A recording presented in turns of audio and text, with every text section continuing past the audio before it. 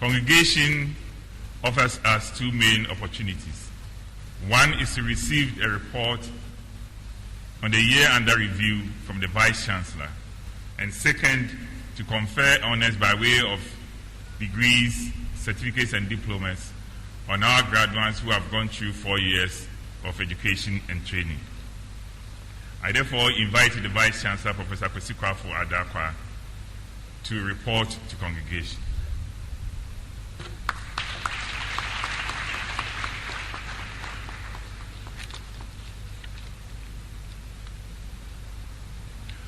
Honorable Ministers and Members of Parliament, Your Excellencies, members of the Diplomatic Corps, members of the Council of State, members of the University Council, Pro-Vice Chancellor, past Vice Chancellors and Pro-Vice Chancellors of this university, Registrar, College Provosts, Deans and Directors, Heads of Department, Nananum, our motivational speaker, members of Convocation, alumni, senior and junior staff, parents, graduates, distinguished invited guests, ladies and gentlemen.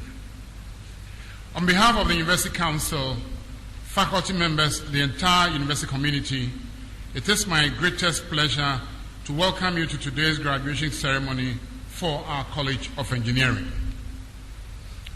As our schedule for this year's congregation ceremony indicates, we are built to have two sessions today as we have done since Monday. This morning, we have gathered here to present students from the Faculty of Civil and Geomatic Engineering, as well as the Faculty of Chemical and Materials Engineering. A similar ceremony will be organized in the afternoon for the faculties of Electrical and Computer Engineering, as well as Mechanical and Agricultural Engineering.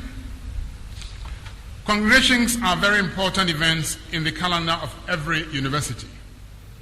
They are assemblies of the senior members of the academic units of a university, organized basically to receive reports on the university's activities and to award degrees to deserving students who have followed a prescribed course of study. Ours this morning will follow this pattern. I will, through my short address, highlight some activities that took place in the last academic year with specific reference to the Faculty of Civil and Geomatic Engineering, as well as the Faculty of Chemical and Materials Engineering, after which students from the two faculties will be presented for graduation.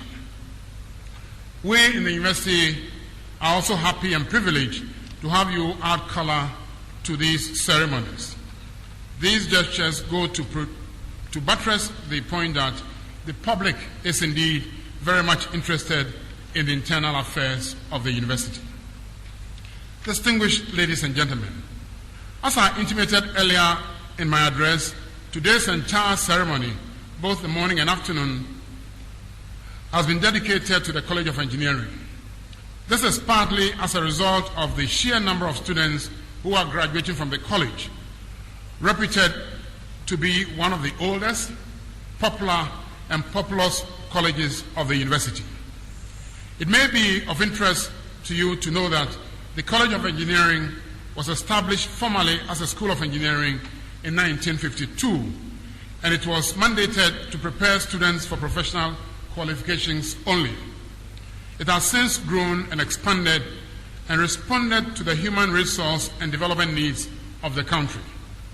Now, as a college, it has 4 faculties with 13 programs and runs under 9 departments. The college has 2 research centers, the Popular Technology Consultancy Center, TCC, and more recently, the Energy Center. The faculties include those I've mentioned earlier on. However, as I intimated, only students from the Faculty of Civil and Geomatic Engineering, as well as the Faculty of Chemical and Materials Engineering, were presented at this morning's session. At this point, please let me say a few words about the Faculty of Chemical and Materials Engineering. The faculty has two academic departments, the Department of Chemical Engineering and the Department of Materials Engineering.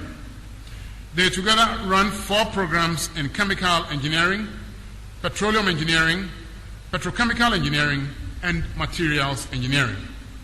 However, 3 of the above programs are run under the Department of Chemical Engineering. The petroleum engineering program was introduced during the 2009-2010 academic year in response to manpower needs to support the emerging oil and gas industry. The Faculty of Civil and Geomatic Engineering, on the other hand, has 3 departments: the Department of Civil Engineering, the Department of Geomatic Engineering, and the Department of Geological Engineering. This faculty continues to play very important roles in the road, water, sanitation, geotechnical, geological, and geomatic sectors of the economy through the provision of training programs and periodic community services. Distinguished invited guests, the College of Engineering, in order to produce graduates who will fit very well into industry, continues its links with industry. Thus far, engagements with the Volta River Authority, the Tema Oil Refinery, the Community Water and Sanitation Agency, the National Development Planning Commission, and the Electricity Company of Ghana, amongst others, have been very beneficial to the college. Similar contacts were also established with the Ghana Grid Company, GridCo. Under the aegis of these industrial contacts, the VRA provided opportunities for faculty members to attend conferences, opened its doors for staff to witness major maintenance works at the Atema plant at Abuazi, and provided funds for maintenance and upgrading of an X-ray diffractometer machine at our Department of Materials Engineering. During the year under review, the 2 faculties under review, that is, Civil and Geomatic, as well as Chemical and Materials Engineering, embarked on several collaborative projects with other sister institutions, which collaboration benefited the faculties immensely. The Sustainable Water Management Improves Tomorrow's Cities Health, that is, SWITCH project, provided an amount of €250,000 for allocation to students of our Civil Engineering Department to support their research projects. The SWITCH is a research project comprising 33 consortium partners representing academics, urban planners, water utilities, and consultants with research and demonstration activities in 10 cities across the globe. The goal of the project is to improve the scientific basis for the development and management of urban water systems to ensure that they are robust, flexible, and adaptable to a range of future pressures. The Water Resources and Environmental Sanitation Project, established at the Department of Civil Engineering, continued to provide the needed research base and capacity building for the sector's professionals, technicians, and policymakers in the water and sanitation sectors.